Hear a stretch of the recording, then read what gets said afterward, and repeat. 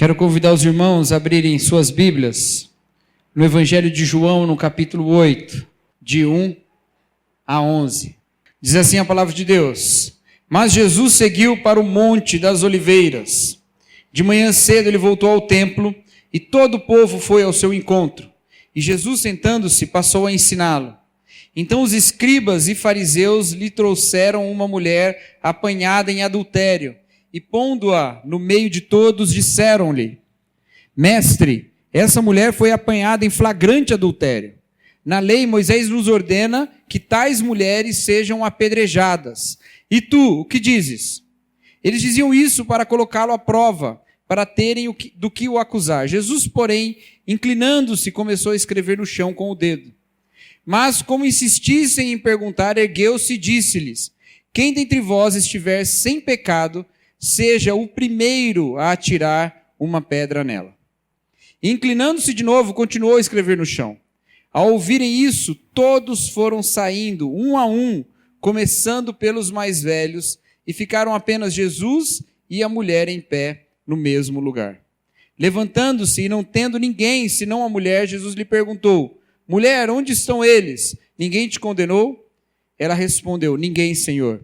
Disse-lhe então Jesus: Nem eu te condeno. Vai e não peques mais.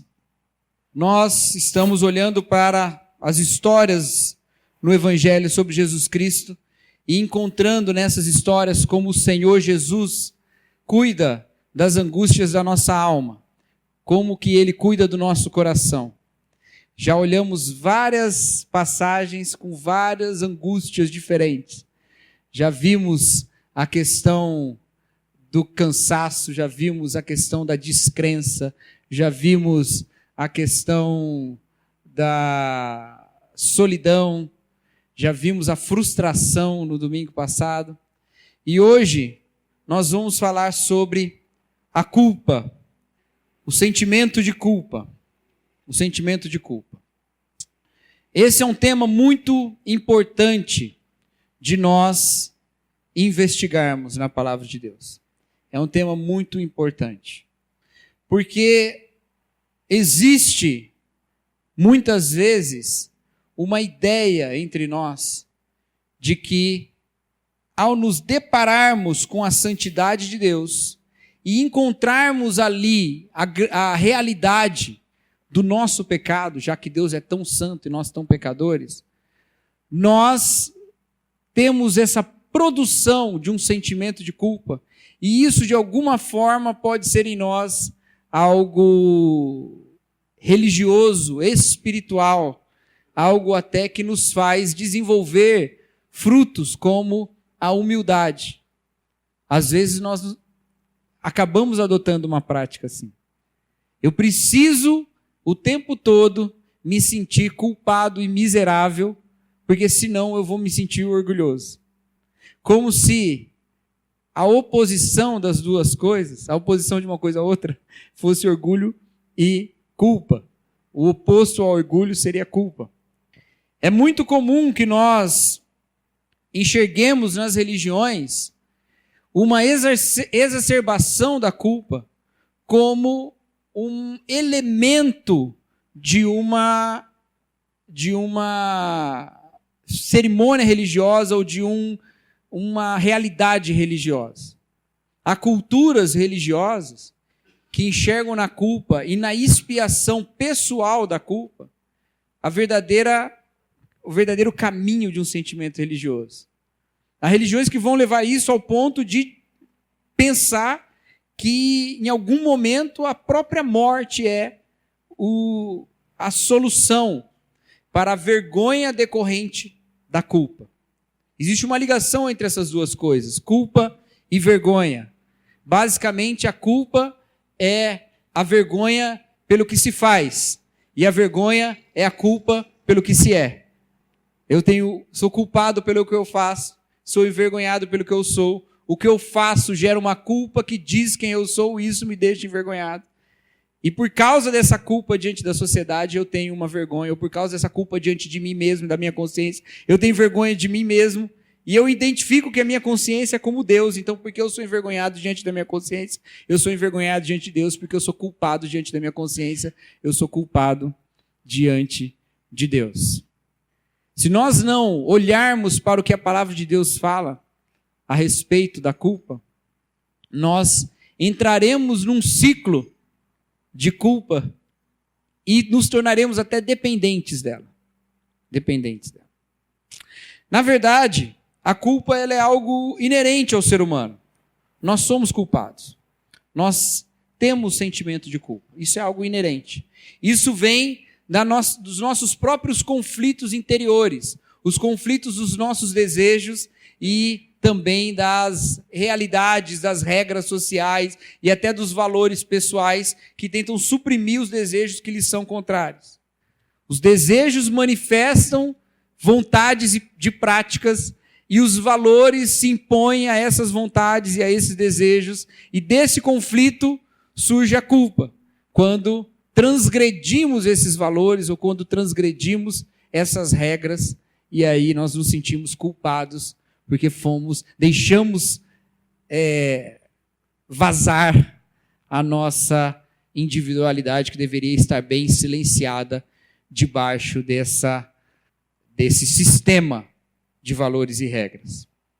E quando nós olhamos para a religião e vemos a religião um sistema de valores e regras tão intenso e realmente exterior a nós, conceitos que vieram de fora, nós aprendemos os mandamentos, nós aprendemos as coisas de fora, nós somos ainda mais reforçados em silenciar esses nossos sentimentos, silenciar os nossos desejos e deixá-los bem quietinhos para nós vivermos de acordo com essas regras. E, obviamente, nós sabemos quem nós somos, mesmo que isso não saia. Então, nós vivemos culpados diante destes mandamentos e dessas regras, às vezes exteriores e às vezes interiorizadas. É comum que a prática religiosa seja a prática de suprimir estes aspectos da nossa vida, de suprimir os nossos sentimentos, para que nós não vivamos em transgressão. Em resposta a esses sentimentos de culpa, seja ela uma culpa religiosa ou até de outra natureza, nós temos um outro caminho. O caminho de você é o seu sentimento. Portanto, você precisa assumir os seus sentimentos. Você precisa viver aquilo que você sente. Você não tem que prestar conta para ninguém. Você não tem que prestar fidelidade a nenhuma regra, a nenhum valor. Você pode expressar a sua individualidade em qualquer coisa, e qualquer culpa que se apresentar a você é algo que você deve rechaçar, é algo que você deve negar, é algo que você deve jogar longe.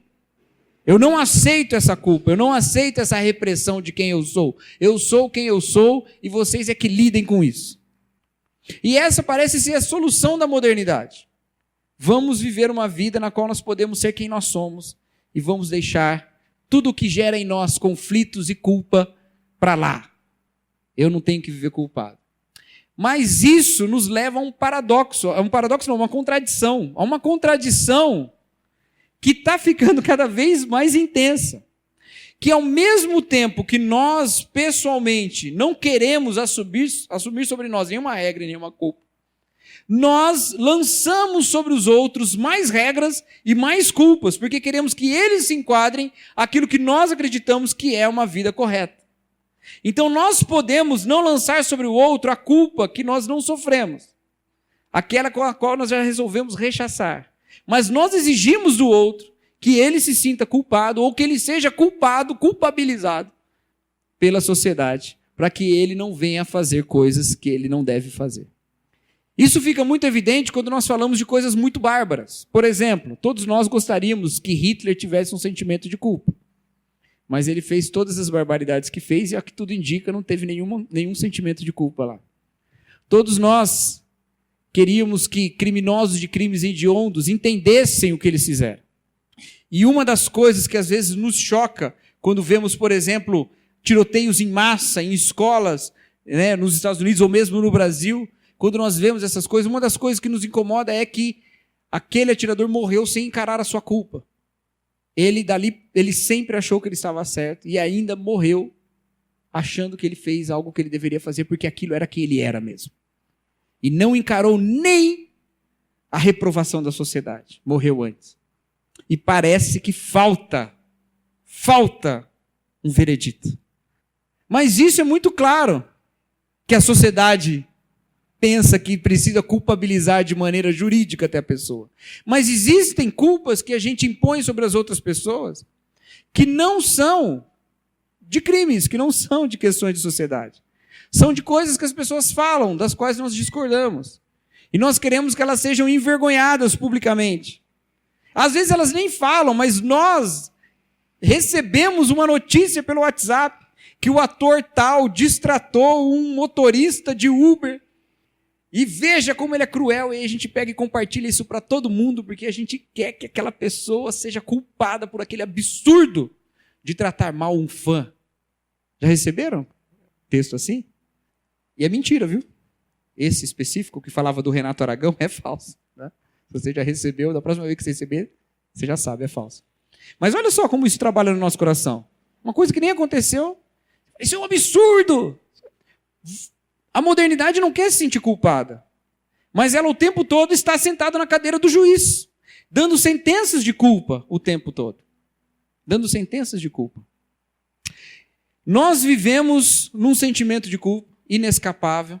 Nós afirmamos muitas vezes que nós não devemos ter esse sentimento, que nós não devemos encarar a culpa de jeito nenhum, que nós devemos rechaçar o que nos faz nos sentir culpados. E nós lançamos sobre os outros culpas que nós exigimos que eles sintam, porque é necessário que eles sejam constrangidos por agirem de uma maneira diferente da qual eu acho que ele deve agir. Qual dessas 3 maneiras de lidar com a culpa é a maneira evangélica? Vocês sabem. Nenhuma das 3. Nenhuma das 3. O evangelho não fala para nós negarmos quem nós somos, para que ninguém saiba, e nisso encontraremos salvação. Ele não fala que nós encontraremos salvação e negarmos quem nós somos. O Evangelho não fala que nós podemos viver sem encarar nenhum tipo de código e de regra que coloca sobre nós, sim, responsabilidades e culpa.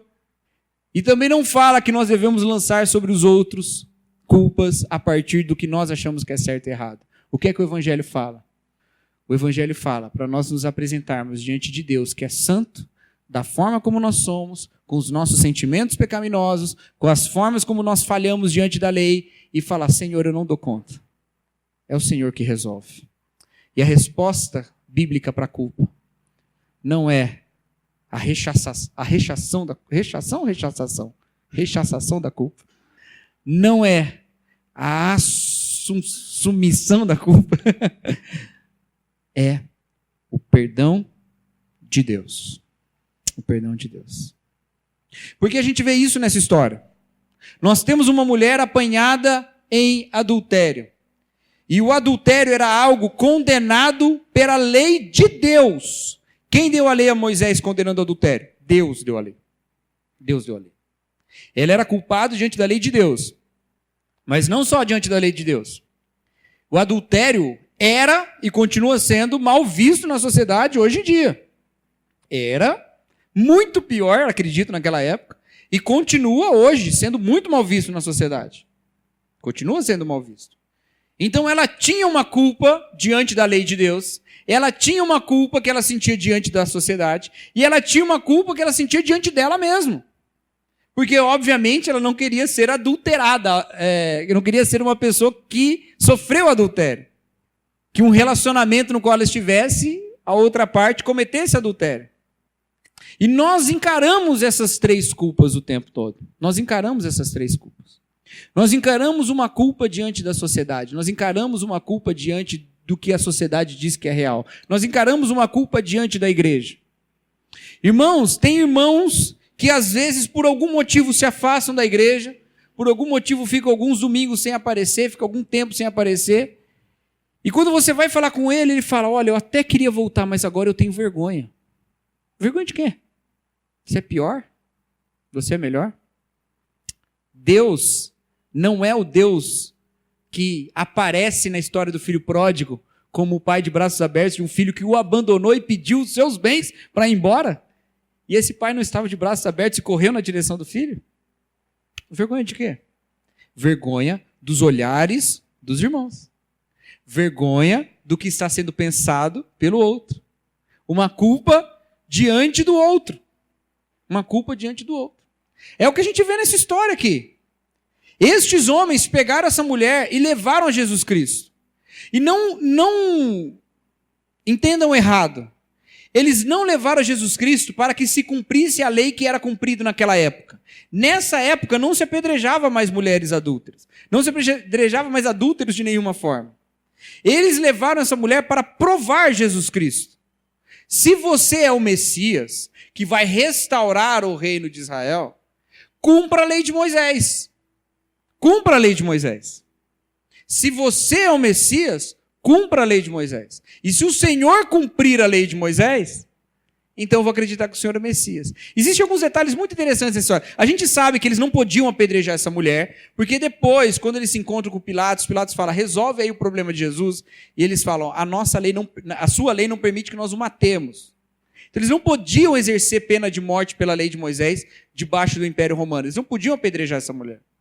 Mas eles levam diante de Jesus, ainda que eles fizessem apedrejamento às vezes, né? A gente sabe disso. Apedrejaram Estevão depois, né? Na mesma região. A gente sabe que eles faziam, mas não podia. Então eles levam essa mulher a Jesus. E um outro detalhe é que a lei de Moisés dizia que deveriam ser apedrejados os dois envolvidos em adultério, não um só. Mas eles levaram só a mulher. Cadê o homem nessa história? Está lá em Deuteronômio. Quando uma mulher foi pega em adultério com um homem, os dois devem ser levados ao apedrejamento. Inclusive, abre-se lá um precedente que diferencia um adultério de um estupro. Está lá naquele texto, em Deuteronômio. Mas aqui eles trouxeram só a mulher, apanhada em adultério. A culpa diante do outro, que está sendo levado à consequência de uma morte. Seria a morte dela. Seria a morte dela. E quantas vezes nós assumimos sobre nós a culpa posta pelos outros e pensamos e adotamos a nosso respeito uma vergonha em relação aos outros e carregamos isso ao ponto disso se tornar um traço da nossa própria personalidade. Ninguém nos marcou na testa escrito adúltero, mas nós sabemos que nos olhares está sendo dito isso e carregamos isso. E quando encontramos as outras pessoas, nos afastamos. Eu não quero que elas saibam quem eu sou, porque eu sou uma pessoa muito má. Porque eu sou uma pessoa muito má. Há uma outra história na Bíblia, também envolvendo uma mulher e também envolvendo um escândalo sexual da sociedade, que é a história de Jesus Cristo com a mulher samaritana. Aquela que tinha sido casada 5 vezes e agora vivia com um homem que não era o marido dela. Quando Jesus se aproxima da mulher samaritana e pede que ela dê água para ele, ela já vai colocando empecilhos para aquela conversa. Porque já basta de olhares que a culpem. Já basta de vergonha. Então ela fala, você é judeu e homem, eu sou mulher samaritana, não temos papo. Aí Jesus vai trabalhando. Você acha que é isso que me impede de falar com você? Faz o seguinte, chama lá o seu marido. Eu estou encurtando a história, tem outras coisas antes disso, né? E ela fala, eu não tenho marido. E aí Jesus diz, disseste bem, já tiveste 5 maridos e agora vivem com um homem que não é seu marido. Jesus sabia que era judeu, sabia que ela era samaritana e estava disposto a passar por cima disso. Mas ele não estava disposto a passar por cima apenas das coisas que são visíveis. Ele estava disposto a passar por cima da culpa que ela sentia dentro do coração dela, porque ele sabia de todas as coisas. E ainda assim disse, eu tenho água para te dar e eu quero a água que você pode me dar. Quando nós encontramos o olhar de Jesus, nós vemos em Jesus aquele que vê as profundezas mais sombrias do nosso coração e ainda diz, eu tenho água para te dar. Aquele que não vai nos abandonar, não importa o tamanho do nosso pecado. E transformados por esse perdão de Jesus Cristo, nós precisamos nos tornar uma comunidade que não é como essa comunidade destes homens, que lançam olhares sobre as pessoas, que esmagam as pessoas por causa dos seus pecados. Nós, mais do que ninguém, devemos ter a experiência do perdão da culpa, para compartilhar a experiência do perdão da culpa. Os irmãos já perceberam que em várias das mensagens que nós temos tido nesses meses, nós encontramos que a solução e a forma de Deus pastorear o nosso coração nas nossas angústias é em uma comunidade pastoreada por Ele. Aqui também.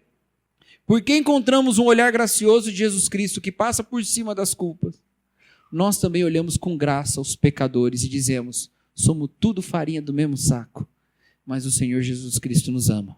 Venha para a comunhão com Deus. Mas isso pode não resolver. Simplesmente olhar e falar: olha, a culpa que a sociedade me impõe, ela não deve ser a que me move, ela não deve ser a que diz quem eu sou. Pode não resolver.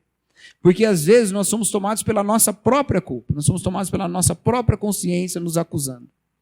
E às vezes a nossa consciência nos acusa de coisas que Deus também acusa, mas às vezes ela nos acusa de coisas que Deus não nos acusa. E nós nos sentimos culpados por ela. E ficamos pesados. E isso acontece nesse texto também. O Senhor Jesus Cristo manda que aqueles homens olhem para si mesmo. Quem estiver sem nenhum pecado, que lance a primeira pedra. Eles olham para o seu coração e eles reconhecem em si mesmo que eles são culpados.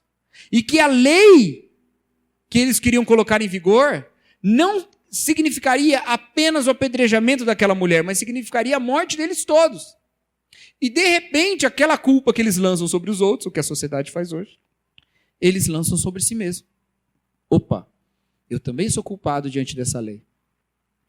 E eles deixam suas pedras e vão embora. Eles foram embora perdoados? Não, o texto não está dizendo isso. Eles foram embora entendendo que eles não devem lançar sobre os outros culpa? Não. Eles saíram de lá entendendo o valor do perdão? Não, eles saíram de lá o quê? Culpados o suficiente para não apedrejar outro. Só. Uma culpa diante de quem? Diante deles mesmos. Diante de cada um deles. Não diante um do outro. Diante de si mesmo. Eles olhavam para si e se viam culpados. E isso pode parecer então uma redenção deles, mas não é uma redenção. Porque só se sentir culpado não é uma redenção. O apóstolo Paulo, escrevendo aos Coríntios, diz o seguinte: olha, não me importa o que vocês pensam de mim. Não importa como vocês me julgam. Olha só, o apóstolo falando para a igreja: não me importa como vocês me julgam. Parece até meio, né? Se eu chegar aqui e falar assim para os irmãos: não me importa o que vocês pensam de mim.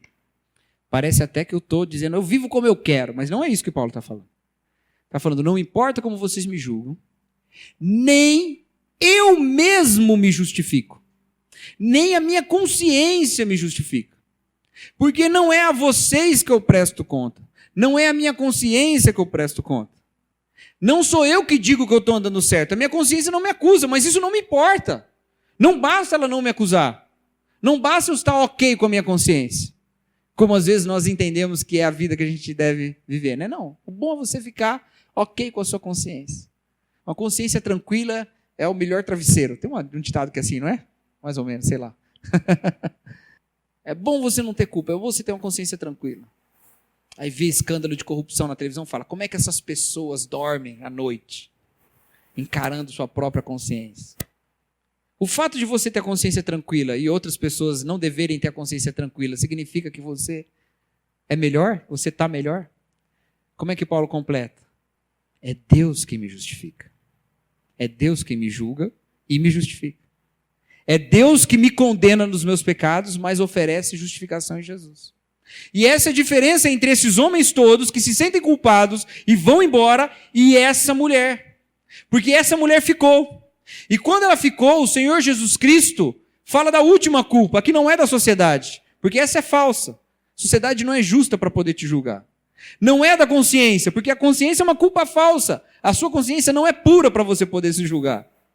É a culpa real, a única culpa real, a culpa diante de Deus. E naquele momento o Senhor a livrou do julgamento da sociedade. Naquele momento, o Senhor a livrou do julgamento da sua própria consciência, porque ela ficou.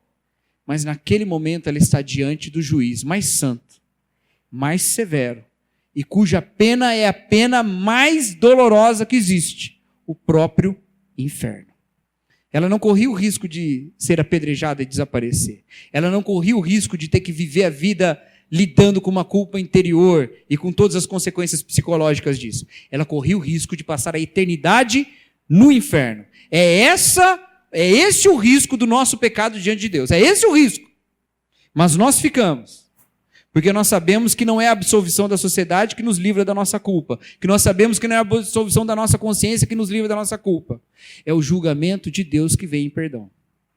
Então, quando nós estamos diante de Deus, reconhecendo a nossa culpa diante da lei, e nós encaramos a santidade de Deus, acontece aquilo que aconteceu com o profeta Isaías no capítulo 6 do seu livro.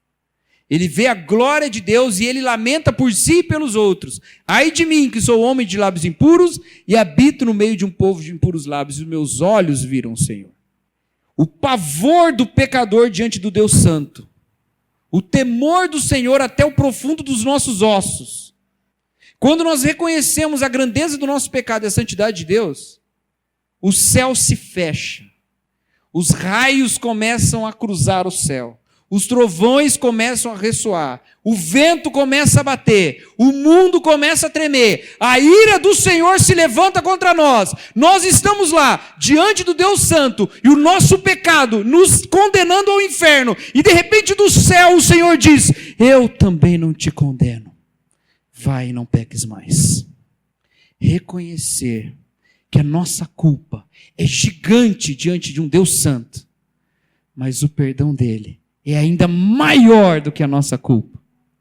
É o poder para ouvirmos: vai e não peques mais.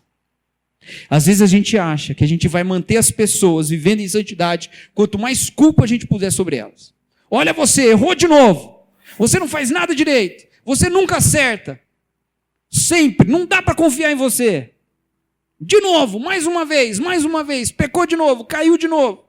E a gente vai se enchendo de culpa. E que poder isso tem? Nenhum. Mas quando a gente ouve do Senhor: eu também não te condeno. Só eu posso te condenar, mas eu não te condeno.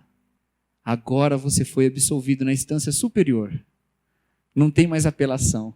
O diabo não tem mais a quem recorrer para te acusar. Vai, não peques mais.